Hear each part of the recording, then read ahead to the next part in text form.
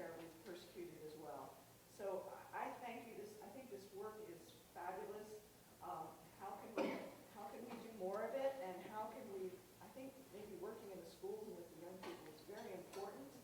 Can we get some of these interfaith youth groups going? Can we work at that level? Can we have interfaith summer camps? I mean, what can we do with the youth?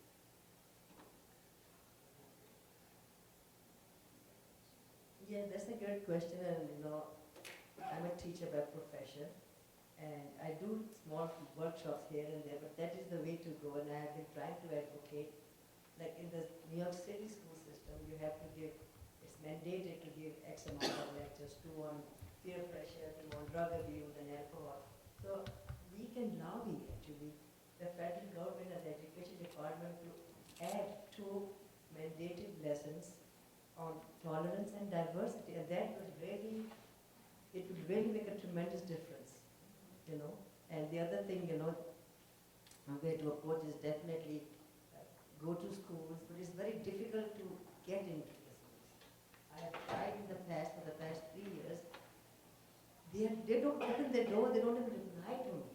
So I think I need to approach it from another aspect, like you said, summer camp, and even at college levels, and in the MSc, in the colleges, universities, you have, sororities and, Muslim Students Association. So I have reached out to the MSAs, and they are willing to allow me to come with you. So that is one way to go, and that is a very positive, as a way to move forward, to bring, a change in our thinking, start from childhood. Yeah, no, that was very good. Just to sort of piggyback on yours, I think college, I mean, with schools it's hard, but college becomes a really good time to sort of explore some of these more interfaith activities. And something I was talking about, this doesn't really answer your question, but we were talking about it in our earlier discussion. When we have interfaith events with our youth or with our adults, and events like this that try to bridge some of the divide, try to gain understanding and tolerance with each other, often those folks with the predisposition to do that come, like basically you're preaching to the choir type of. Right, and so the bigger thing is how do we reach out to the ones who don't think this is necessary, and for them it's the most necessary, and I feel like if we have people that don't really necessarily want to be here, but if somehow we can get them to come, it would change. Alicia pointed out in the last session that the number of people who identify as religious is diminishing. So the conversation needs to be broader than interfaith.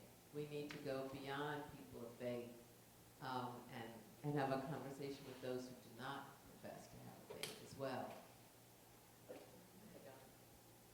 I just wanted to add to that. I think that exposure at a very young age is critical. I feel very blessed that my own mother introduced me to people from very different backgrounds, different skin complexions, different economic levels, different religious backgrounds at such a young age that if that becomes normal within our families, these things start to go away at that young age. And so exposure and seeking out opportunities for exposure, and you mentioned summer camps, meals, activities, things where you're doing things with people that are different from your own culture of origin group, are so critical to providing the opportunities for people to see the commonalities amongst everyone. And another thing that I have found to be a huge asset is the opportunity for cultural exchange, and whether it's at a high school level, a college level, or later in life, taking time to get inside of other cultures by inviting someone into your home to live with you, or going yourself to another country to live with another family, staying with people in their homes for periods of time can be hugely eye-opening. It teaches the person who's doing that travel, as well as the host, teaches skills that bring so much more intelligence to these issues that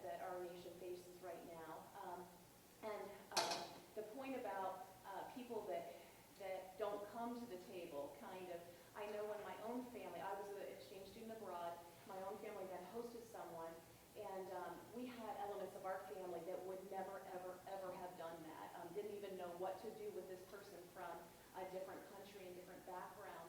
Wouldn't call him by his name because it was so foreign to them. But 30 years later, those individuals in my family still talk about him and the impact that experience had on his life. So I just feel so deeply that for us to think about how we can create opportunities for exposure on a regular basis until it becomes normal for our children, and then they carry that forward. So I work with a worldwide organization called United Religions Initiative that works with grassroots interfaith peace builders, 95 countries around the world.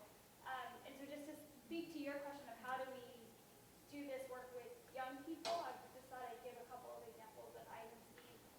There's this really cool group of high school students in a high school outside of Phoenix, and it's called the World Religion and Tolerance Club, and it was started by these high school students. So there was no issue getting in the door, because these were the students themselves that organized a club within the high school where they talk about interfaith understanding.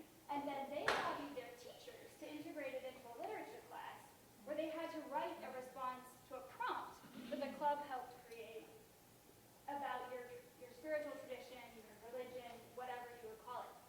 So that's one way, is if you've got students in the schools and they organize with some support, then you get past some of those barriers.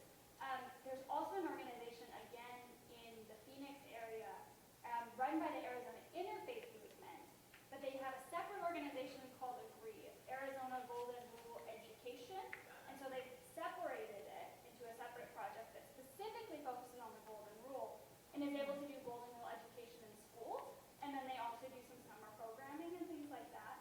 So using the Golden Rule as a basis to get into schools has worked really well. And then just on the college level you mentioned, there's a fabulous organization called the Interfaith Youth Corps. It's a nationwide organization, specifically U.S. focused, but they do trainings and capacity building for college students who want to mobilize on their campus. They do a lot of work specifically around community service, which I think is a great way to get those people who wouldn't come to an event where they know they're going to have to sit and listen to somebody who's a Muslim tell them about themselves, right? But to invite people to community service projects where they're serving alongside people, they use that method a lot. And another student group through IFRC that I'm familiar with, they do every first Friday art walk that's hosted in a community. This interfaith student group will have a sign to say, meet a Muslim, meet a pagan, and they'll just stand there. I mean, so you're putting yourself out to people who, if they don't, so there are creative ways, and I do see with a lot of the interfaith groups I work with across the U.S. and Canada, yes, a lot of times 90% of the people who are there are the choir, but there are these creative ways that we can get out into the community and actually reach beyond those people. So if you're interested in hearing any more, you can come find me. Thank you. In speaking about reaching the younger child, the older child and student can go abroad and do a variety of things, but the younger child is more or less at home with family and just where they are living. Our former speaker, the first one, Southern Poverty Law Center's program on teaching tolerance, their instruction booklet for teachers to use is excellent. And it is available very economically. You just call up the Southern Poverty Law Center and get it. It's terrific material and it's readily available, easy to use, very very timely. And I would encourage us to use that or be familiar with it and then adopt it to your needs.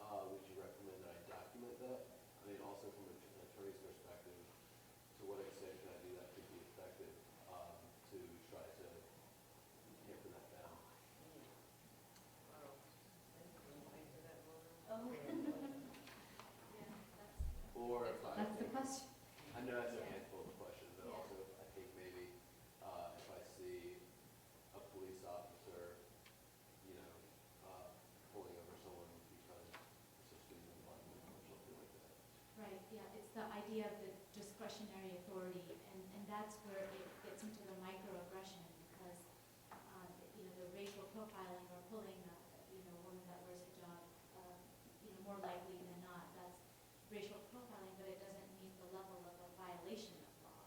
So, you could film it, and then, the response could be, well, that was the only one that, it would have to be sort of a study kind of a thing, and that's where I think research comes in, where you do studies maybe that try to capture patterns of Mona, sort sorry of, for interrupting you, Yeah. but because he mentioned it as a hypothetical situation.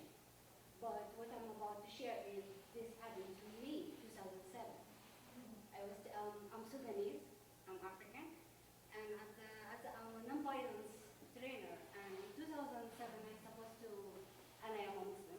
Okay. And in 2007, I was traveling to Sweden to participate in a non-violence conference.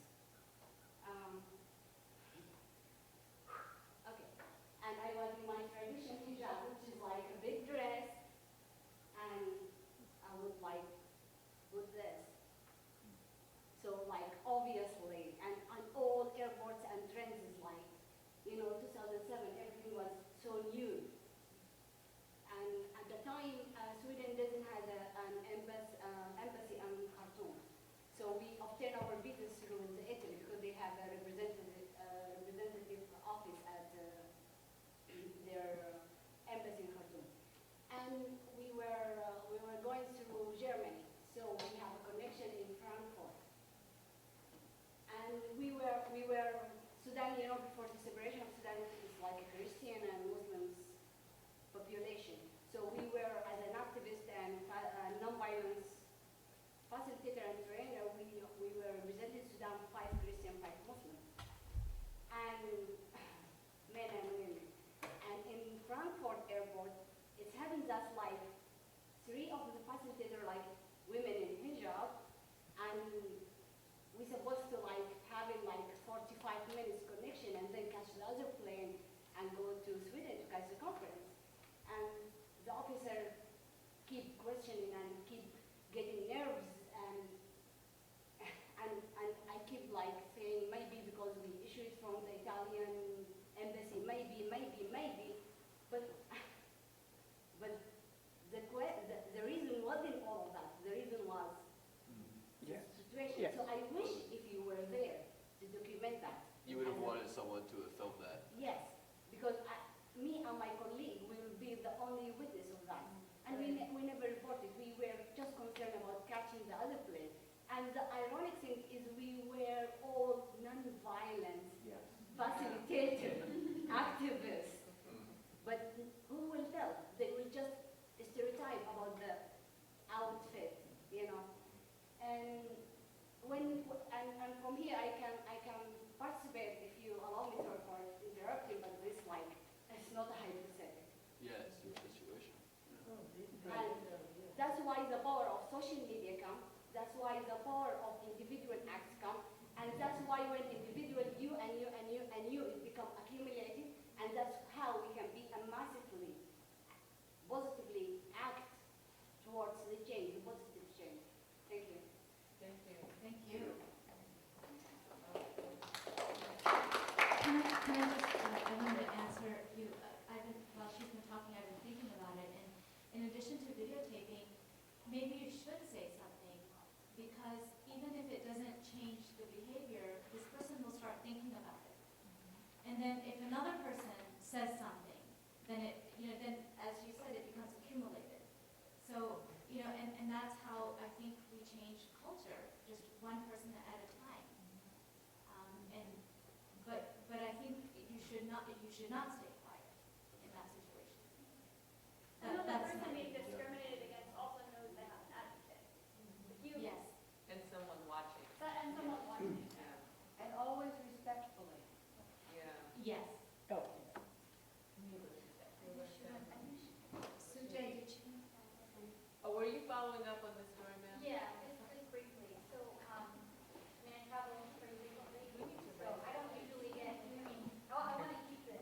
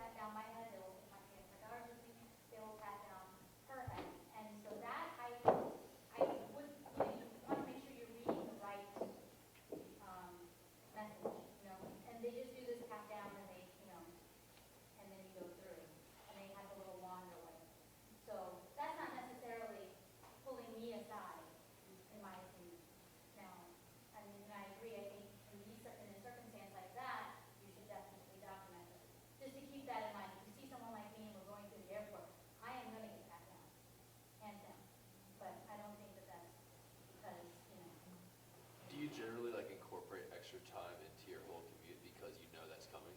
Oh, absolutely. Wow. Absolutely. But I mean, again, it's just, and I mean, there are other things that, you know, like my husband's name is on some list somewhere, so we always have to, you know, prepare to get, you know, not go through the, you know, we can't board or get our boarding pass online, just go to the desk, and, you know, so there are things that we have extra steps that we have to take, which is fine, but then on the flip side, in the United States, many airlines have discriminated against Americans, Muslims in general, on flights. So when you see that, and if you see, you know, someone responding on a flight that shouldn't be responding, you know, or overreacting, I mean, absolutely say something. That's so important because it seems like the only people that get hurt are the people who are complaining. And they're completely wrong in what they're saying, and then it creates this whole thing. So absolutely, say something. Thank you. Thank you for sharing that. I have a specific thought that one could do in one's own community because it was done in ours.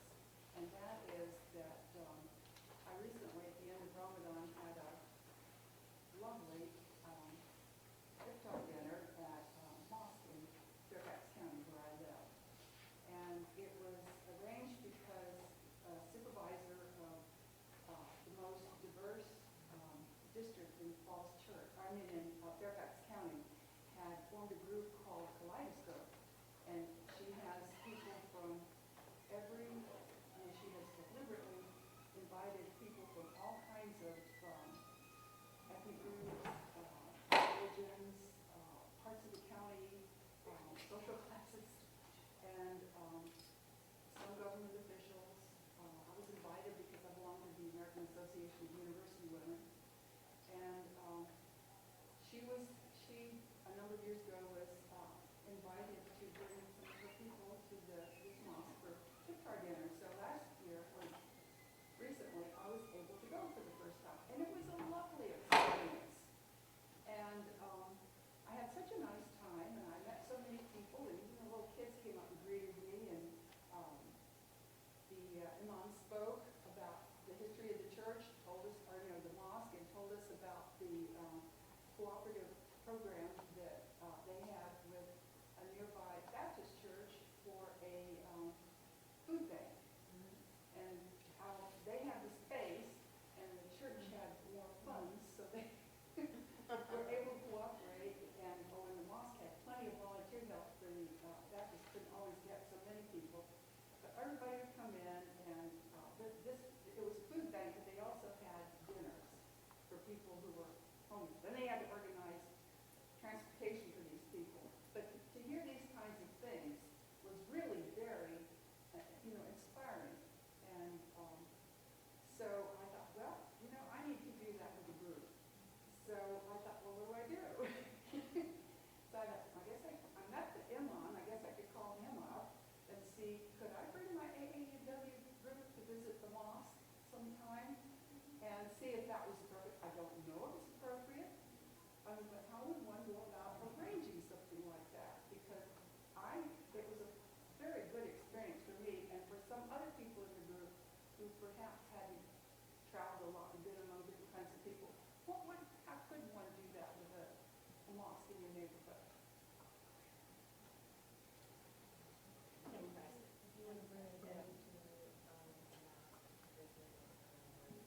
I think the best time to bring students is on a Friday afternoon.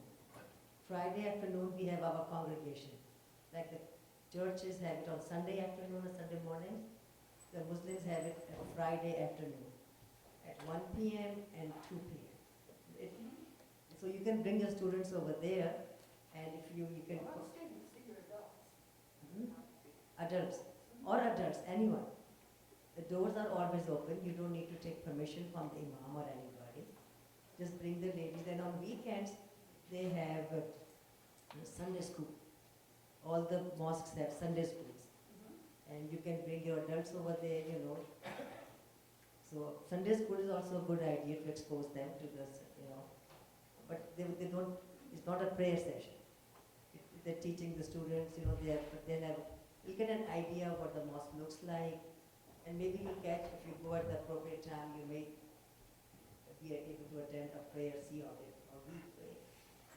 So you don't have to make an appointment, you can go. But really, but it seems like it would be best to have someone in authority or knowledgeable to speak to. You can contact the imam. Everybody, all these mosques are online now with their phone numbers. And I'll add that I think our mosque, definitely the one in Richmond, Virginia, I'm thinking you were at the Buford Road Mosque is where this event happened, and they hold iftar dinners all the time. But my thinking is that mosques all over the country are eager for this kind of collaboration. They want you to come and get to know us. I mean, that's what we want. And so if you call with say I have a group of friends, 10 people that want to come and get to know, I guarantee you that most mosques in the country will set up something because we are very eager for that relationship. So who would you call? You must have someone like an outreach person? Perhaps you could talk to Mona afterwards and kind of get contact information. I'm so sorry, we're going to have to stop the questions. We have a 30-second video, but we're about to segue into the closing session. But we wanted to show you this last video because, well, you'll see why. Yes. This topic has been so heavy, and this is something just to lighten the mood because we all have to laugh also together, and not in all way to lessen the seriousness of our topic, but just enjoy.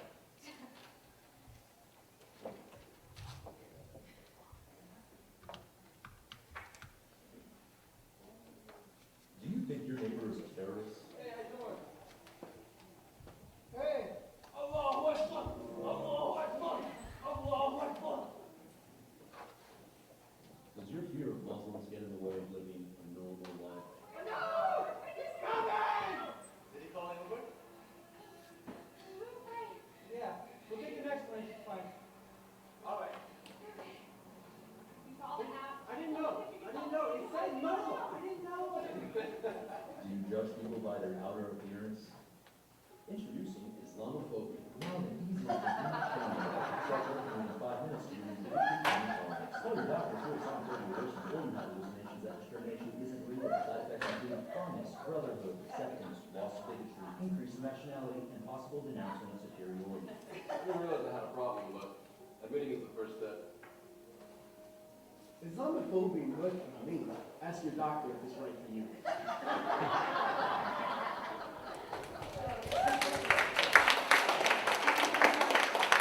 So I first just want to say that the Richmond Peace Education Center invites everyone here to be part of all of our activities. Most of our advocacy work and programs are really driven by volunteers.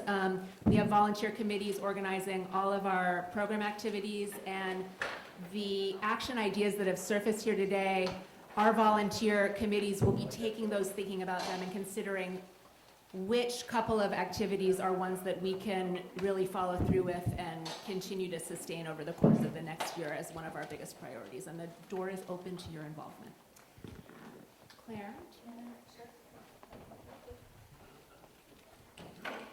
I just wanted to add a similar plea to engage with us. We certainly welcome all of you as members, subscribers to our email list. Engagement with us on our action items. If you're on our email list, you'll find out about things that we want you to be doing with us and in conjunction with us. Our legislative advocacy, our local advocacy, I'd encourage you to think about looking at our report on unparalleled power, which is about the power and the ability of Commonwealth's attorneys to make a lot of decisions at the local level that they're making without any citizen involvement or challenge, and in the elections they get elected without any kind of opposition, or our report on body cams, which will tell you exactly how to go about advocating locally for effective and good body cam policies. So we're really excited to have the input from all of you on the action wall, because we'll be taking that back and using it to refine our own advocacy and our own agenda.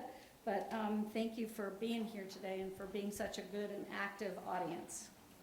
Thank you.